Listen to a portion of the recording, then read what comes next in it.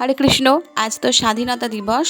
তো অন্য অন্য বছরের তুলনায় এবছর বাবানের উৎসাহটা একটু বেশি, কারণ অন্য অন্য বছর ও সবার দেখে এসেছে যে তারা কীরকম কী করে, কী পড়ে যায়, সেটাও ছোটোবেলা থেকে অত জানতো না।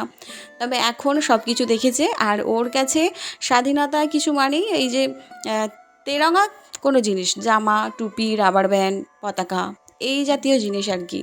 বাচ্চা মানুষ অত বোঝে না। তো ওর স্কুল থেকে একটা বক্তৃতা দেওয়ার জন্য অল্প একটু লেখা দিয়েছিল, তো সেটা রাফে দিয়েছিল। আমি একটু ফেয়ারে ভালো করে লিখে নিচ্ছি যাতে ওর বুঝতে বা লিখতে সুবিধা হয়। তো এইভাবে করে আমি দেখে দেখে করে নিচ্ছি। স্বাধীনতা দিবস কি এই নিয়েও আমাকে একটা প্রশ্ন করেছিল। তো আমি ওকে বলেছিলাম যে তুমি আস্তে আস্তে ধীরে ধীরে জানতে পারবে সব কিছু, যেভাবে ঠিক আমরা জেনেছি।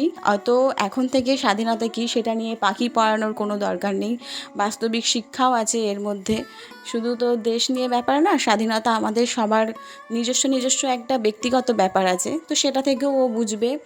তো সেভাবে করেই জানতে পারবে। এখন তো আরও অনেক কিছু জানার পন্থা আছে, সেটা সোশ্যাল মিডিয়া খুললে বিভিন্ন রকম অ্যানিমেশন, কোনো কিছু পড়ে হোক বা বড়দের থেকে জেনে, তো এভাবেই জানবে।